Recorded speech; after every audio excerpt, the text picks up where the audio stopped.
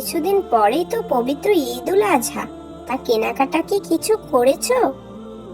আপাতত আমি এবছর কিছু কেনার চিন্তা ভাবনা করছি না আয়েশা। তা তোমার কি ঈদের শপিং শেষ? আমি অনেক কিছুই কিনেছি, জানো, জামা, জুতা, কসমেটিক্স, আরো কত কি। আরো অনেক কিছু বাকিও আছে। তা তুমি এবার কিছু নেবে না কেন ইয়ামিন? তোমার বাবা তো একজন অত্যন্ত ধনী ব্যক্তি, তাহলে নিবে না কেন? ফিলিস্তিনিদের দিকে তাকালেই অনেক কিছুই দেখতে পাবো। তারা সামান্য খাবারের জন্য দিনরাত কতই না কষ্ট করছে, কতই না তাদের কষ্ট, কতই না তাদের আহাজারি। সামান্য তাদের ইফতার সেহরিই জুটছে না, আর তো ঈদের শপিং।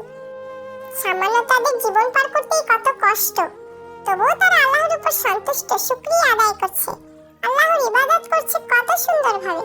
এদেরকেই তো মাজলুম বলে, যারা অন্যের দ্বারা অত্যাচারিত হচ্ছে। আর আমরা ঈদের দিনে আল্লাহর ইবাদত করতে ভুলেই গিয়েছি। আমি আমার বাবার কাছে চাইবো আমার ঈদের শপিং এর বাজেটটা এবং আমার বাবার যাকাতের সম্পূর্ণ টাকার অংশটাই যেন ফিলিস্তিনিদের ডোনেট করা হয়। আশা করছি সে আমার কথা রাখবে।